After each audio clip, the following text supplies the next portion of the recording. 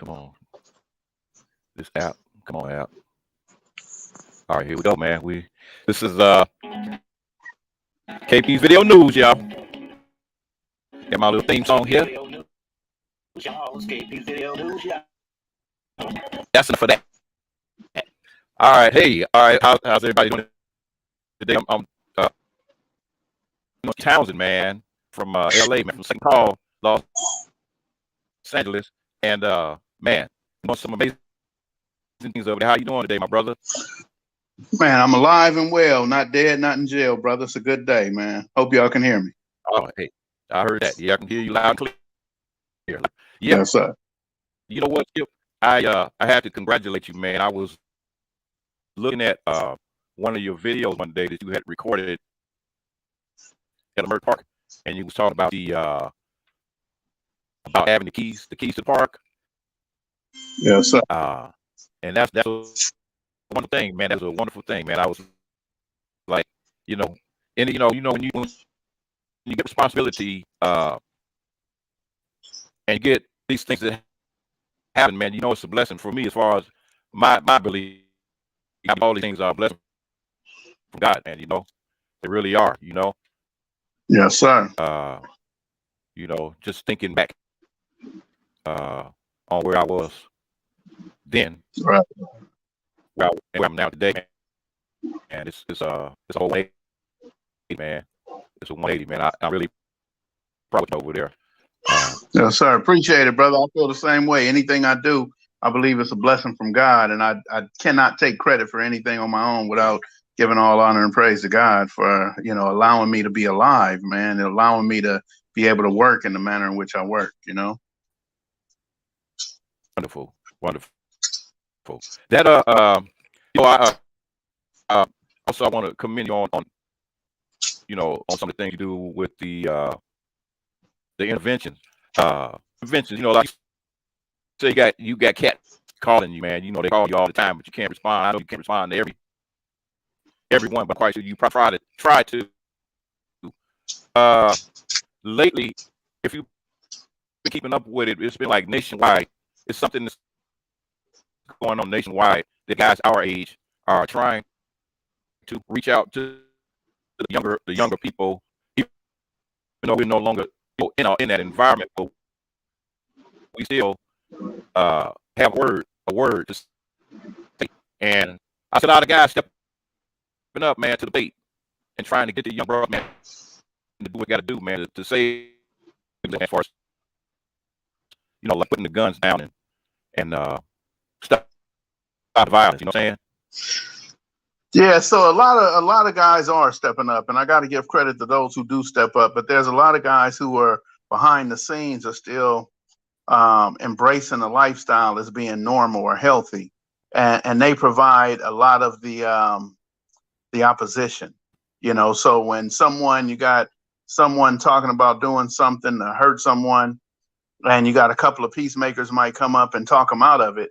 You know, there are other guys who claim to be peacemakers, who claim to be the influence in the community, but they would say something like, man, I don't see how you're going to let that get away. I don't see how you're going to just let them be over there after what they done did. You know, those people who have their own low self-esteem and don't see the value in their life, well, they're telling other people to not value their life.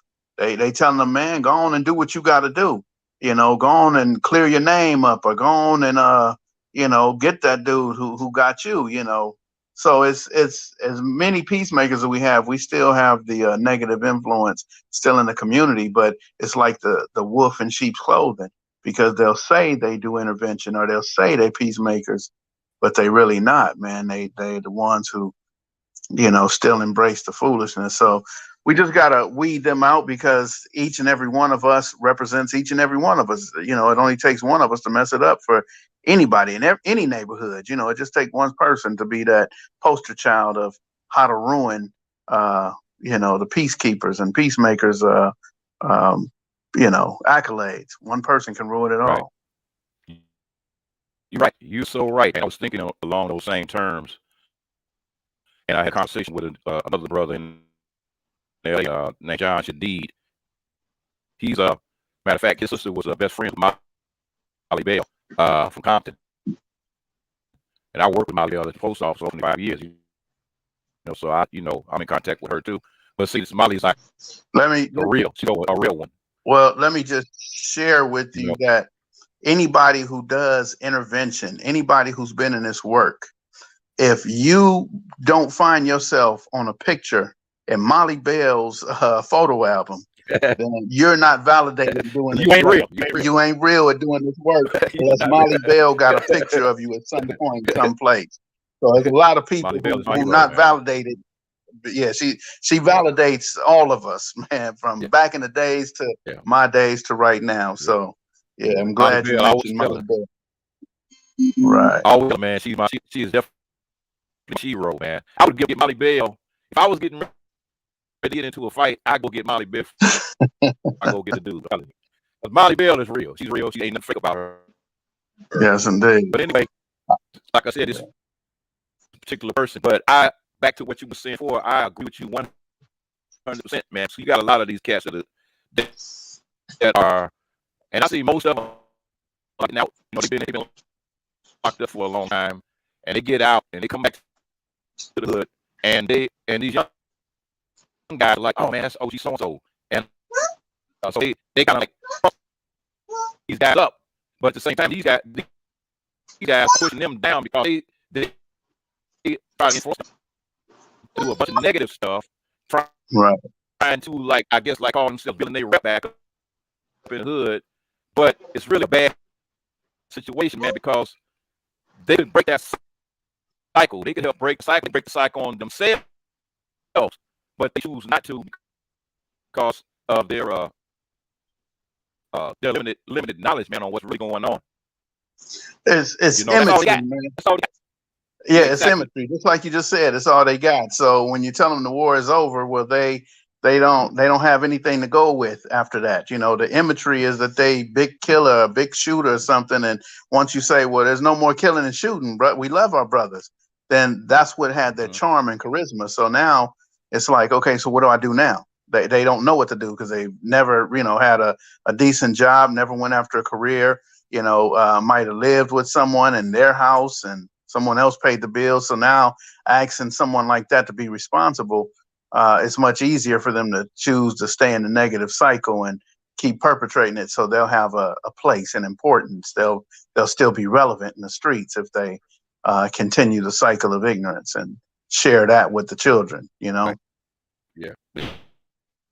I think it's a different day from what it was when they went in. I mean, they're giving out life sentences to young man with those gang injunctions and that RICO Act. So you can't, if you just get out, you just did 20 years. Now you're gonna put yourself back in the mix to go back for life. Makes absolutely no sense to me, man. No sense. Because these I mean, they ain't playing, man. You see what they did to the young brothers down in Atlanta. All those rappers they snatched up under that gang injunction RICO Act, there last month before. So it's a whole bunch of guys, man. These guys are money making big time rappers that don't really have to bang or anything level. These guys are millionaires, man. Yeah, it's the image, man. It's the image for those guys, man. They want to, they're actual rappers have the image of street. That street imagery, but they're really rappers. So it's horrible. They also got one of my good friends, Ronald Chapman, Mad Ronald. He was out here doing the most, as far as helping people, and he had his own company where he was steam cleaning carpet and hanging up TVs on the wall, and he worked for the grid. He worked for the city for a minute.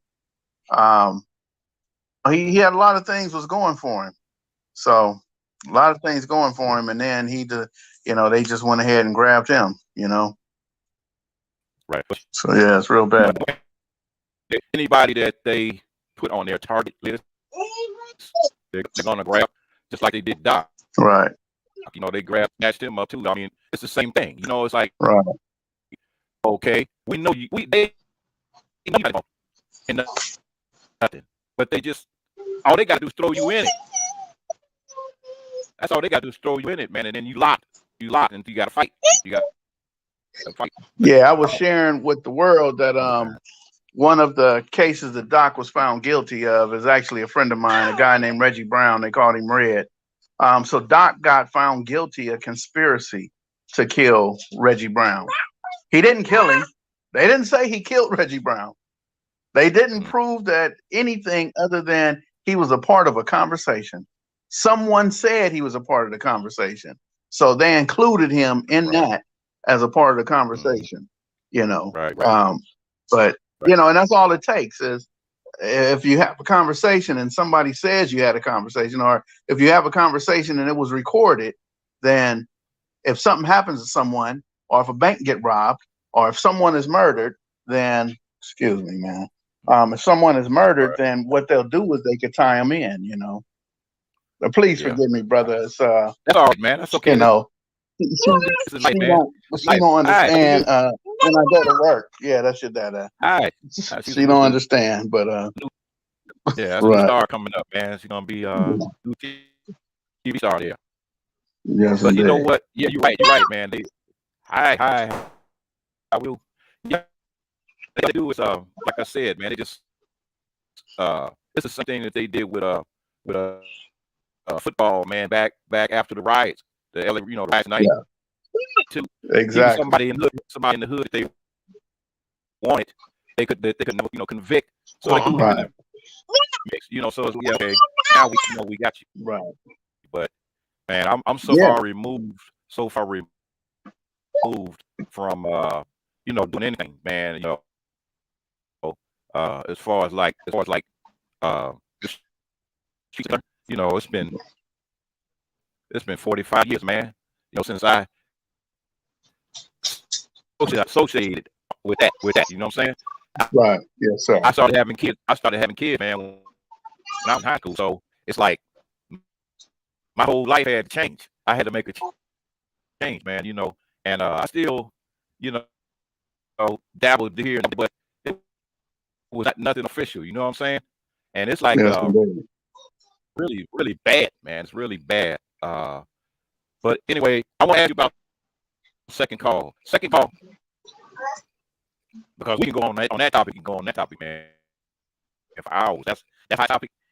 Right. And but I like what you're doing, man, because it's like the second call, man, because I think it's probably the most positive thing that I've seen happen Right. for a So long time.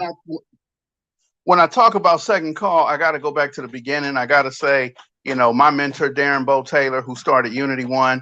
I got to talk about his mentors, which was Jim Brown, the American program, James Ingram, the singer, Pete Carroll. These are people who invested in Bo Taylor, and Bo was able to invest in me. And the only thing I wanted when I started was I wanted the Rolling 20 Bloods to stop shooting the Rolling 30 Crips, and vice versa. I wanted them to stop coming over because my kids and grandkids are going to be subjected to the foolishness. So I said, man, I got to stop this. But what I found was that something we just talked about, that when I got with Tiny Shooter and Baby Killer, they couldn't read and write. They never had a job before. So I had to develop them the same way that Father Greg Boyle developed Homeboys Industry. I had to create something to develop in South LA. So as I started working with my own people, my own kids, my nephews, and family members, it started getting out to other people that we were having these opportunities. And what it turned into was, instead of just being, how can we stop the shooting? We started dealing with, well, how do you deal with your anger? How do you deal with emotions? What's the healthiest way to deal with low self-esteem or depression if you're a man? How do we deal with some of these things that most people just say, oh, I'm gonna smoke, I'm gonna get high, or I'm cool, I'm all right, and they just push it to the side. So I got with this guy named Big John, and he said, well, first of all, Skip, stop getting them jobs. Because I was getting everybody a job who came through. He said, let's get them in careers, carpenters, electricians, because these careers are paying $45, $50 an hour with full medical, dental, vision benefits. So not only are they taking care of themselves, they take care of their families. So it just changed everything, man. We deal with the emotional trauma, the triggers, but then at the same time, we have an outlet where we can help people get employed in lucrative careers, not just a job where it lasts 6 months or 6 years, but no, I got something for you for the next 32 years, 25. It's up to you whenever you retire. But it's those type of opportunities that never got to our community. It was nepotism. When most construction companies, they hiring their nephews, their sons, and now they all millionaires. But it wasn't getting to our community. We couldn't get into the union, but now we can. Now we have people in the carpenters union, the iron workers union, electrical union, laborers, and pipe fitters, and many others. All right, man. That's beautiful, man. That is beautiful. When you when you started, you got was it anybody else that was instrumental with you starting Second Call? Yeah. So well, it was Kenny Smith. We call him Big Monster from 20s, right? He's the one who took me to a meeting, and I have to say they didn't want him or me. They wanted my homeboy Big Reese. They wanted him to go to the meeting because Big Reese is he's an influential person. So they wanted him to be a part of Unity One, and Monster asked me to go with him to the meeting. And next thing you know, I'm sitting there listening to them talking. I'm like, oh man, this is beautiful. Let's get it started. And that's when me and Monster started Second Call. But it was all behind Bo Taylor and them wanted Reese. They want to get my community to sit at the table. And shit, when I got to the table, I was like, oh, this is my table. And Reese was like, cool, y'all take it. Y'all do your thing. Yeah. Yeah. So that was just a spinoff from the truce that they had from '92. Exactly. Bo Taylor was a part of that truce, and he brought it back to the West Side. So he saw what Daoud Sherrills and what's his name? I can't think of his name right now. Dwayne Holmes. And these guys, they over there in Watts putting something really powerful together. And Bo brought it back to the West Side, and I was one of the guys that said, Bo, I love you, but I ain't sitting down with your homies, man. I can't sit down with the schoolyards. They done hit me, shot me, hit me in the head, and chased me around the city. But it turned out valuable. What he did was so valuable, and I don't think enough people realize that he was one person. See, so and Watts, man, they had Sister Soldier, they had Dwayne Holmes. Dwayne Holmes' mama Teresa was a part of it. Daoud and Akila Sherrills, their mama was a part of it. They had families that joined to bring that peace treaty together. They had so much support. The masjid on Central and 112, and Bo brought all that information back to us by himself. Oh wow. So yeah, he's very instrumental in who I am now. Yeah. Yeah. I'm telling you, man, God is good. God is good. You can see God working, man. And that's something that a lot of people don't understand. It's like you want to touch something and say that they can't associate it, but you can see God working like that, man. No, it got to be a blessing on it. It's a blessing on it. Yes, indeed. Yes, indeed. Yeah, but those guys, just like I said, we was talking about earlier about Doc and doing what he did, man. Because you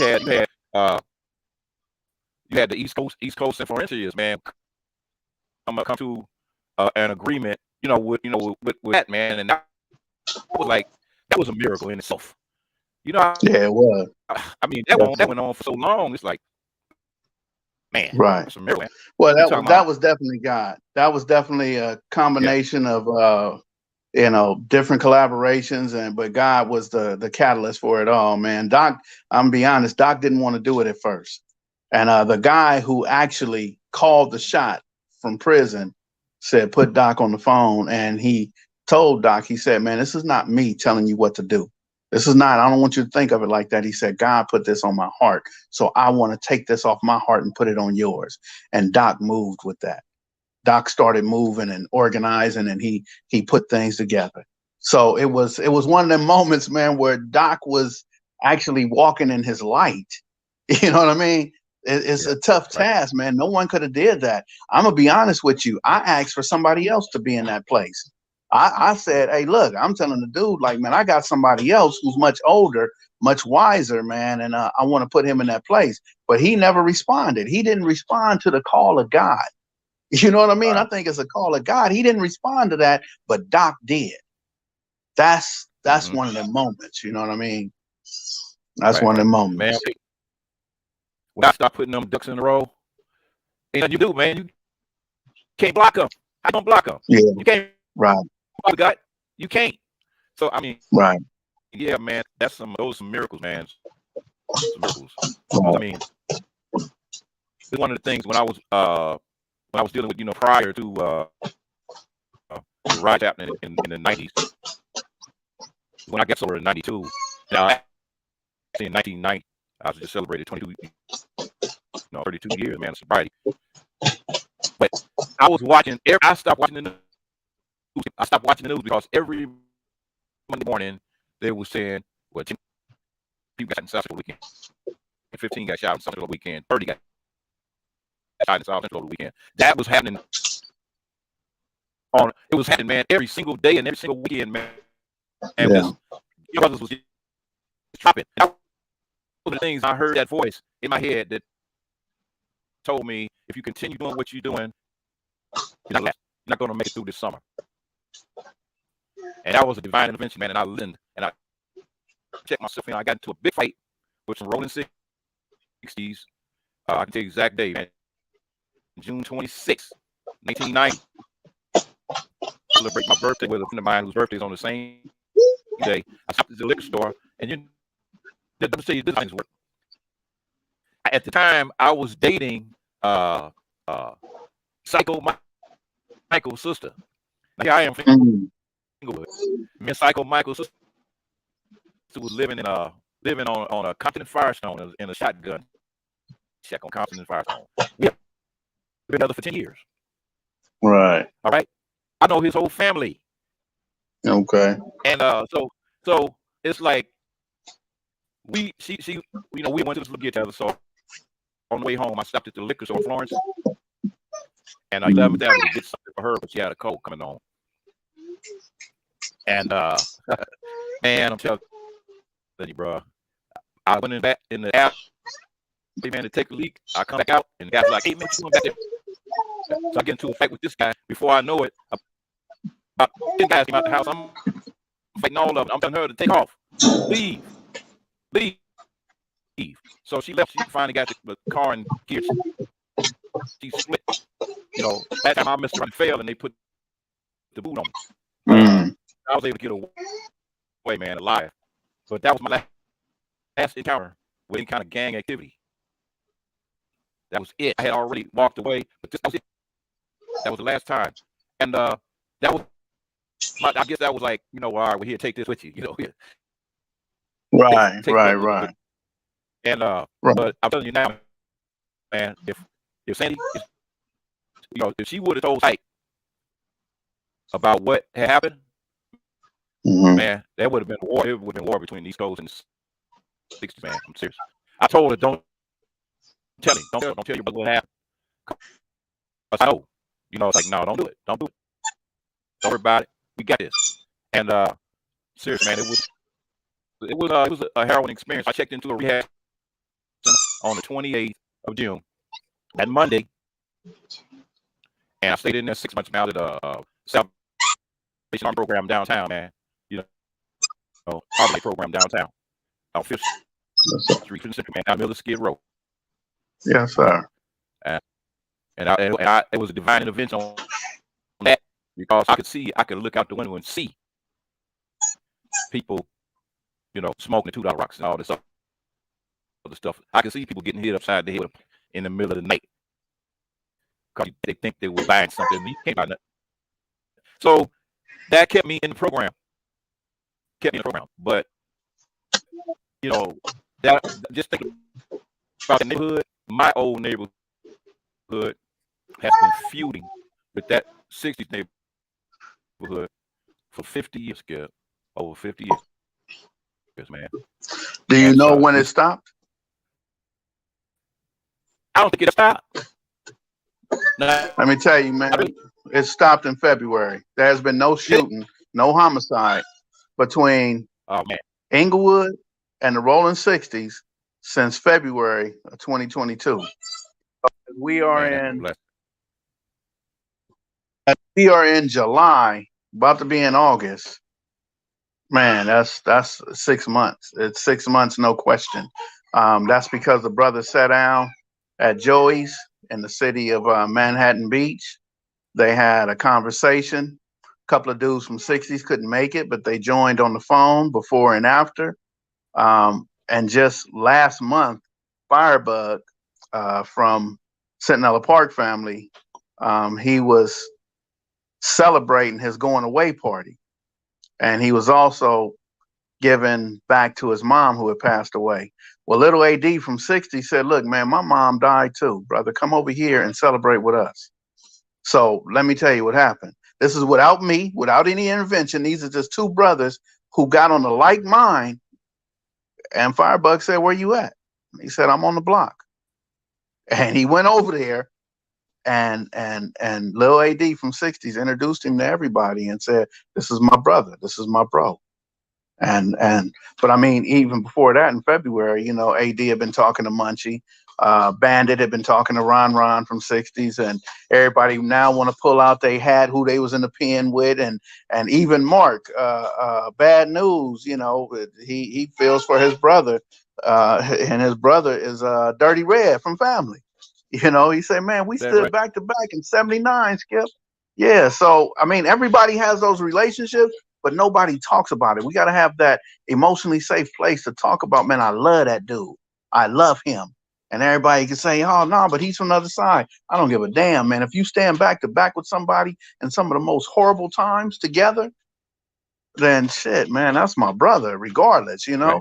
Right. You know, those are things that have to be said. You know, I don't really understand, Skip, how, you know, I'm just piggybacking what you just said, how a brother can be like that. It's like, okay, this is my brother. Why you inside, but then when you're outside, I'll go my way, and not still communicate. It's image, man. It's image. Image is everything, man. They don't want to be the only one who has those relationships. They value other people's opinions. So instead of being the influencer and saying, hey, I was locked up with them and they cool, I'm good with this dude and that dude, instead of saying that, they'd rather just not say nothing and not share that they have relationships, which is unhealthy to the whole community. I'm gonna put these two dudes out here, man. I'm trying to get Mad Dog from 60s. I'm trying to get him to go with me. This is 15 years ago. I'm saying, man, you got to come with me to ceasefire meeting. You got to go, man. Just sit there, just listen. You ain't got to say nothing. He said, well, who goes from A-Tray? And I said, oh shit, well, Mad Bone goes. And he said, Mad Bone. He said, Roosevelt. I said, yeah. He said, that's my guy, man. You got his number? Put him on the phone. Man, I put these dudes on the phone. You would think they was, man, you know what I mean? You would have thought they was first cousin, like they got the same grandmama or something. Because they was, man, I love you, man. How you been? How you doing, man? How's your family? They get to naming each other family by name. And I'm like, wait, hold on, man. Y'all can't do, we got to take a picture. We got to go somewhere and take a picture and show the world that y'all love each other. And they said, nah, man, don't do that. And both of them like, nah, don't do that. Mad Dog and Mad Bone, man, they said, don't do that. But I mean, it's a love there because they fought their way through YA. They had to fight each other till they was both tired and sitting there like, all right, man, is you cool? Because I'm cool. And now they have a mutual respect for each other. And I wanted the world to know. And they said, nah, man, don't share that with the world. They said, we ain't going to have our picture in the Sentinel and, you know, all that. And I was like, man, but that defeats the purpose. And our communities still go to war and still fight and shoot each other when we could easily tell about our relationships and how much love and respect we have for one another. Right. But and that's the thing, Skip. When you talk about black men in general, we don't talk, we don't communicate.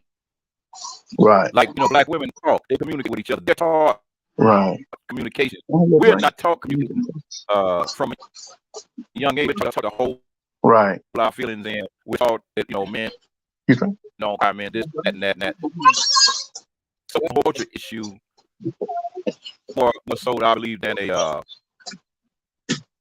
issue because the whole race, man. You know what I'm saying? Whether you're in New York or Chicago or wherever you are, you know, cats just don't talk about their feelings. They don't want to know that, you know, for some reason. Like it's on a chip with their armor, the armor, you know. Right. It's the image, So it's man. It's the image. It's the image, and you're absolutely right. I can't even blame the penitentiary. Can't blame a gang. I'm gonna speak for myself. I learned it at home through my mama. Don't cry, and whatever happens in this house, stay in the house. And I'm taught to deal with only one emotion, and that's anger. That's the only thing I could show that I'm going through. I can't talk about depression. I can't talk about none of the other issues, man. I can only talk about that. And then at the same time, she don't want me to be high or drunk. She don't want me to be alcoholic, but don't deal with none of your issues and problems other than fight your way through it. So this is what a lot of us are taught at home. And it's because of the lack of respect or the lack of trust of the system. We don't go to the therapist. We won't go get a psychiatrist, a psychologist, or nothing like that. We have to fight through it. No matter what the situation is going on at home, no matter what's happening at school, we got to fight through it. We got to be tough. We got to be strong, as they say. We got to be resilient people. And that is probably one of the things that's wrong with us, because most of my anger is going to be towards my brother. When I have nobody else to trip on, I'm going to trip on who's around me. And that's why the 60s and families didn't get along for 40 something years. That's why the 8 trays and 60s, because they're side by side right there, Florence and Western. Just by like at Florence and Crenshaw, 76 and Crenshaw, they side by side with Inglewood families. You got to imagine, man, the 60s never went to Compton and shot at the South Side Compton or the Nutty Block. They didn't get into it with them because they was too far. The same with the Inglewood family, man. They never went to Duarte and fought the Duarte Crips. Or the Altadena Black Crips. For what? What would they go out there for? That wasn't they fight. Right. The Inglewood families fought everybody around them, the 90s, the 100s, the IVCs. That's because they're right here. We go to school together. We grow up together. So we trip on those who are closest to us. Just like in a dysfunctional family, man, the first person I fought was my brother. You know what I mean? It's just what happens. That is what happens, man. We fight the ones closest to us instead of loving them. Yeah. You're right, man. You are so right, man. I mean, it's I guess that's a matter of convenience, man. Yeah. I was thinking about, and some interviews, a couple interviews that I watched, and a couple of people that you met, and some people that Kev Mack interviewed.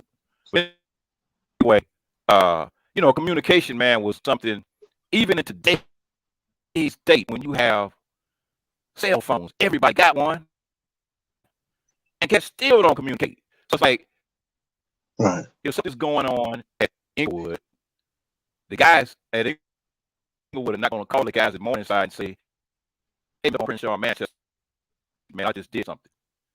Just stay at home. That's communication, man. But see, that communication never existed. And the people that I knew that went to Inglewood High School when I was going to Morningside, we communicated. You hear some weeks later, "Oh yeah, well, so-and-so got beat up." It's like, yeah, okay, but what is that now? It means nothing. Right. So that one person doesn't know what the other person is doing, and we all supposed to be together. So we're not together, man, as we think we are. But it's really bad, man. It's really bad. I've been really keeping up with these young brothers, man. These young rappers, going back to them. It's been about 25 rappers since January that have been killed. Just recently, they had one, I believe it was yesterday or the day before yesterday, down in Atlanta. And right. I'm telling you, man, it's bad. I mean, I got one of my youngest boys. He's involved in the rap situation. He got a label, and 5 or 6 people signed with the label and all that stuff. And I was telling him, I said, "Man, you know what? You always go up front, but you really need to do what you do. You can make more money behind the scenes, as far as in the studio." And he finally listened to what I was saying, and then created his own situation. But now he's trying to branch off into comedy, which is a good thing. But the rap game is, and you got too many guys that are pretending like they hard gangsters, right? And they know they're not. They know they're not, man. And it's getting them killed. When the real gangsters, you trying to badmouth a real gangster on the street, they kind of like, "Who, man?" So So it's like, that's a bad scene, man. It's really a bad scene, and that's something that I want to definitely get out there and try to address where I'm at. But so far it hasn't been any knowledge, any murders, as far as the rap game and all them on guys on their internet, net tripping and net bang. Here in Vegas, man, I haven't seen it. I don't know. Yeah, well, that's a beautiful thing, man. I'm not gonna look for it, because if I look for it, I'll find it. But there have been over 200 rappers in the last 2 years, from 2020 to 2022. Over 200 of them have been killed. So it's like, man, these numbers are ridiculous. I mean, shit, we run out of children, man. We run out of kids. Can't keep donating our children to be sacrifices to our own communities, our own ignorance, our own foolishness, our own greed, and all the things that go on with that. So it's hard to say why these kids are still continuing those trends of hurting each other, and it's definitely on the generation before them. It's on the generation after my generation, and those who are not putting themselves in leadership positions. That's true. These guys, man, they're it's almost as though society has said these guys are expendable, and I try to explain that to my son. I said, you know what, Beyonce can get she can book the Rose Bowl 90,000 people, but you guys can't book a club because you're so busy throwing out all the negativity in your music that nobody want to touch you. So you cut yourself out of a lot of money by everybody trying to be hard. It's going to attract that the wrong environment and the wrong people to your shows, and it's bad, man. You can't go to the Coliseum and say you're gonna have 30 gangster rappers on stage. Something is bound to happen. It's gonna happen. Well, and it did happen in December when they had all the rappers there, and the guy Draco the Ruler, he was killed in December at at what is it, the soccer field now? It's the the bank stadium. So I mean, it is that, and how do we invest in our children, but we want them to invest in themselves, and everybody has an image to uphold, and for the most part we know the image isn't true, but they're still investing in that, Right. Stuck in a groove. Yeah. And I really hate to say that, but I believe that music is what keeps them in that groove. But it's a lot of different things that you can add to that soup. And it's like I remember LA when I first moved to LA, actually in the late 70s, and going through my transition to dealing with what I was dealing with on the street. LA was a beautiful place to be, man. Black people own businesses, man, from Central all the way to La Brea. Own homes too. Homes and businesses. Everything. Homes and businesses. Yes. And I watched all of that disappear to the point of, you got a business here, a business there. It seemed like the same repeat businesses, man, barbershop, a beauty shop, or whatever. But we don't know gas stations, liquor stores, or works. And the only one that I know personally is a friend of mine.